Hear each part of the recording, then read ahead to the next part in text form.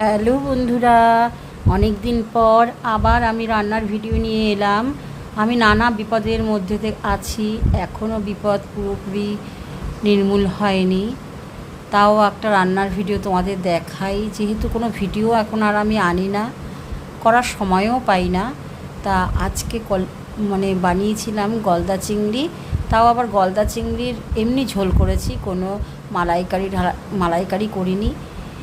আর যেহেতু হাজব্যান্ড অসুস্থ, সাধারণ খাবার খায়, অত তেলে ঝোলে মশলা দিয়ে কিছু করিনি। একটু গলদা চিংড়িগুলো কেটে কাঠি ঢুকিয়ে রেখেছিলাম, ধুয়ে নুন হলুদ দিয়ে ভেজে নিলাম। তেল গরম করে এক এক করে সব মাছগুলো ভেজে নিলাম। এবার ওই ভাজা তেলে দিয়ে দিলাম কিছুটা কালো জিরে ফোড়ন। কালো জিরেটা ভাজা ভাজা হয়ে গেলে দিয়ে দেবো কিছুটা টমেটো কুচি। টমেটো কুচিটা একটু নুন দিয়ে ঢেকে দেব, একদম মজে যাবে। তারপর ভালো করে তেলে নাড়িয়ে টমেটোটা দিয়ে দেব একটুখানি লঙ্কা বাটা, জিরের গুঁড়ো, ধনের গুঁড়ো, হলুদ গুঁড়ো। ভালো করে কষাবো একটু সামান্য জল দিয়ে, ভালো করে কষিয়ে তারপর দিয়ে দেবো একটু উষ্ণ, যখন কষানোটা হয়ে যাবে উষ্ণ গরম জল দিয়ে দেবো ভালো করে। একটু আদা বাটাও দিয়েছিলাম, ভালো করে কষিয়ে তার মধ্যে একটু উষ্ণ গরম জল দিলাম। তা যখন ভালো করে ঝোলটা ফুটে উঠলো, নুন হলুদটা দেখে নিতে হবে। তারপর ভাজা মাছগুলো, গলদা চিংড়িগুলো দিয়ে দেবো। ভালো করে ফুটলে যখন মাখা মাখা হয়ে আসবে, ব্যাস হয়ে গেল আমার গলদা চিংড়ির ঝোল।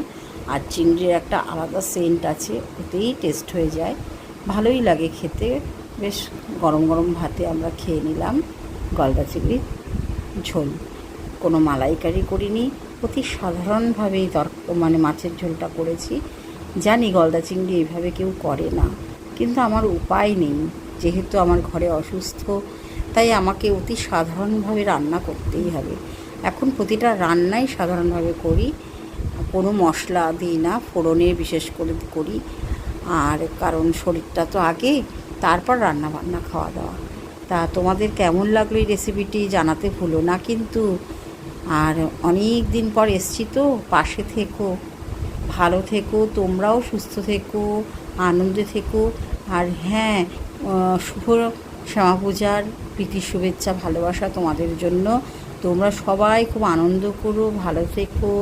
আজকে ভূত চতুর্দশী, সবাই প্রদীপ জ্বালিও। 14 প্রদীপ 14 শাক তো সবার বাড়িতেই হবে। ভালো থেকো, বা